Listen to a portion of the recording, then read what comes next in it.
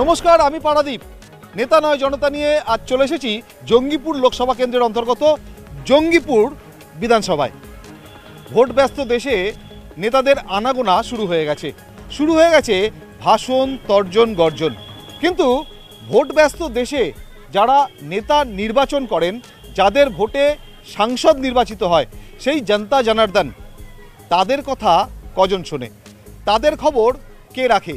তাই আমি পারাদীপ আমার ক্যামেরা নিয়ে থাকছি জনতার মাঝে। আর আজকে এইভাবেই চলে এসেছি জঙ্গিপুর লোকসভা কেন্দ্রের অন্তর্গত জঙ্গিপুর বিধানসভায়।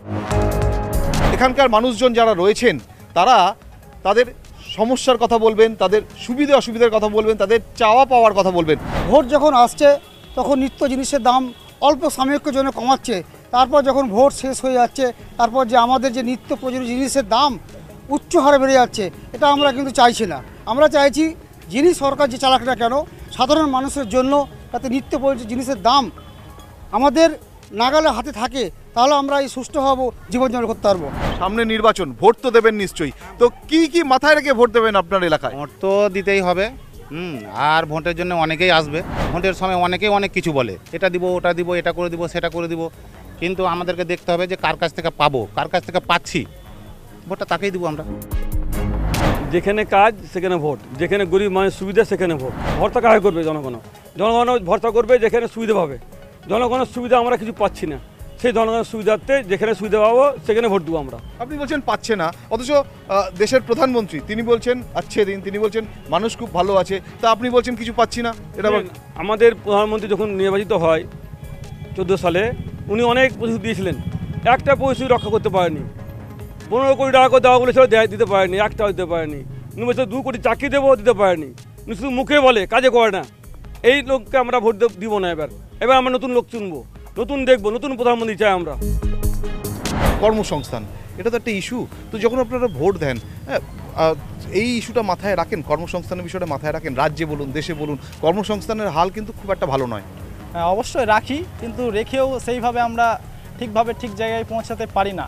কারণ হচ্ছে যে আমরা যেগুলোকে হয়তো চুজ করছি কিংবা ভোট দিয়ে এগিয়ে নিয়ে যাচ্ছি, তারা সেইভাবে হয়তো আমরাকে সেই সুযোগটা দিয়ে উঠতে পারছে না। পেট্রোল ডিজেলের দাম চচ্চর করে বাড়ছে, আন্তর্জাতিক বাজারের সঙ্গে ভারসাম্য নেই। তো এটা কখনো ভোট দেওয়ার সময় মাথায় থাকে? নিশ্চয়ই থাকে। পেট্রোল ডিজেলের দামটা কম থাকলে জিনিসপত্রের দামটা কম হয়। কিন্তু যখনই পেট্রোল ডিজেলের দাম বাড়বে তখন তো প্রতিটা জিনিসের ইসের উপর ইফেক্ট পড়ে, মালের উপরে, গাড়ি ঘোড়া ভাড়া কিংবা প্রতিটা মালের উপর ইফেক্ট পড়ে। সুতরাং পেট্রোলের যদি দামটা কমতো তাহলে জিনিসপত্রের দামগুলো নিয়ন্ত্রণে থাকতো। ভোটের মুখে গ্যাসের দাম কমে গেল, তো এটা কি মনে হয় যে জনসাধারণের জন্য নাকি ভোটের চমক? এটা ভোটের চমক। কেন সামনে ভোট আছে বলে এই গ্যাসের দামটা কমালো, কিন্তু ভোট পার হয়ে গেলে আবার দাম বাড়িয়ে দিবে। ভাতা পান? না কোনো প্রকল্পের? না, কোনো সরকারের এত লক্ষ্মী ভাণ্ডারটা পাই। ঘর পেয়েছেন? ঘর পেয়েছি ছোট্ট 50,000 টাকাতে। ঘরে কি হবে? 50 টাকা ঘরে কিছু হবে? আবার বলছে 3 বেচে আবার ছবি তুলবো, দিয়ে ঘরে টাকা দিব, দিয়ে 2,000 করে টাকা দিবে, 5,000 টাকা দিবে, 10,000 টাকা দিবে। 10,000 টাকা দিয়ে কি ঘরটা হবে? দিদিও তো গ্যারেন্টি দিচ্ছে, মোদিও গ্যারেন্টি দিচ্ছে, তো কার গ্যারেন্টিতে ভরসা রাখবেন?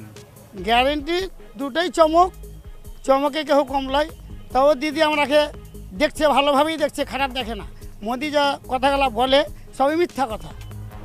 এই গ্যাসের দাম এখন কমাচ্ছে 200 টাকা, আর ভোটে হলেই উজ্জ্বল এখন গতিতে যাবে 2,000 টাকা করে দিতে পারে, আর কোনো গ্যারান্টি নেই। জঙ্গিপুর লোকসভা কেন্দ্র, প্রায় এখানে 15 লক্ষ ভোটার এবার। আর এই 15 লক্ষ ভোটারদের একটা বড় অংশ প্রায় 3 লক্ষ থেকে 3.5 লক্ষ ভোটার, তারা বিড়ি শিল্পের সঙ্গে যুক্ত।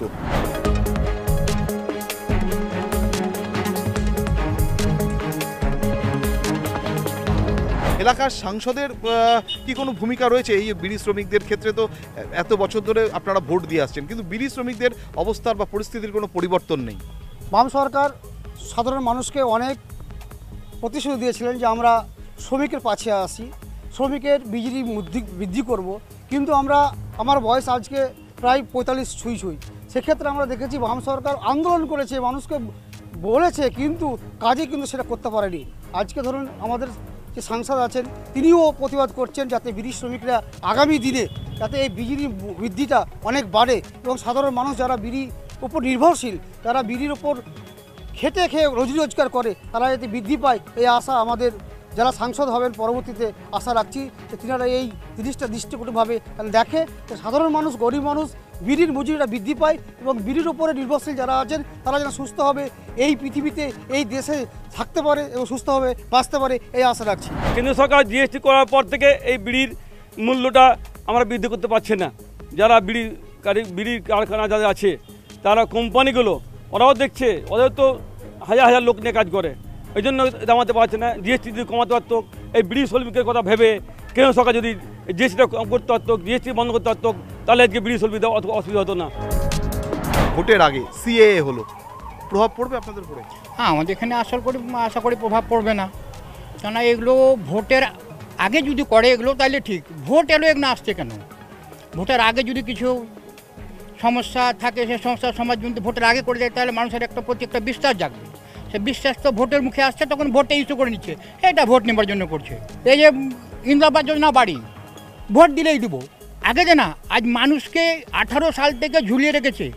আমার ওয়ার্ডে চলুন, যে গরিব মানুষ একবারে ত্রিপল টাঙিয়ে থেকে আছে, কত মিথ্যা কথা বলবো।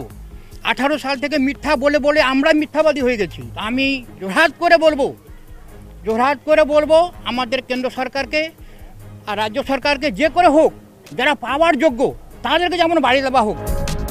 ভোটের আগে রাম মন্দির হচ্ছে, তো কি মনে হয় ভোটে প্রভাব পড়বে জঙ্গিপুরে? না, এটা কোনো প্রভাব পড়বে না। জঙ্গিপুরবাসীর এই লোকসভা কেন্দ্রে ওই রাম মন্দির নিয়ে কোনো প্রভাব পড়বে না।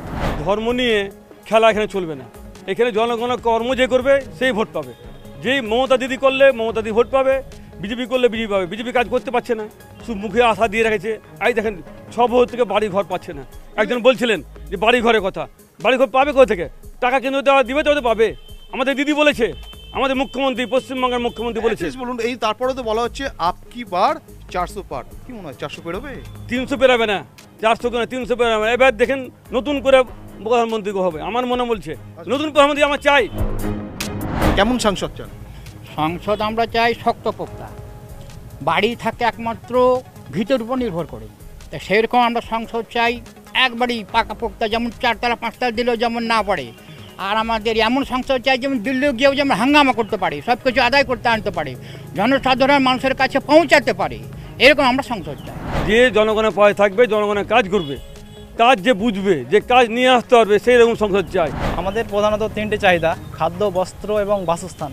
তো আমরা চাই যে এই 3টা যিনি আমাদের পূরণ করতে পারবেন এবং গরিব মানুষ এবং সাধারণ মানুষদের দুঃখের, অসুস্থতার কথা ভেবে সাধারণ মানুষের পাশে থাকবেন, এরকম সাংসদ আমরা চাই। যাকে ডাকলে সবসময় পাওয়া যায়, তাকে আমরা সাংসদ হিসেবে চাই। জঙ্গিপুর লোকসভায় এবার ত্রিমুখী লড়াই, আর এই ত্রিমুখী লড়াইতে টান টান ক্লাইম্যাক্সের অপেক্ষা। নেতা নয় জনতা নিয়ে কথা বলতে গেলে কথা শেষ হয় না, কারণ জনতা তার মনের কথা তুলে ধরছে নেতা নয় জনতায়। কিন্তু সময় যে শেষ, তাই আজকের মতো জঙ্গিপুর লোকসভা কেন্দ্র থেকে বিদায় নিতে হচ্ছে। দেখা হবে অন্য কোনো কেন্দ্রে, অন্য কোনো দিন।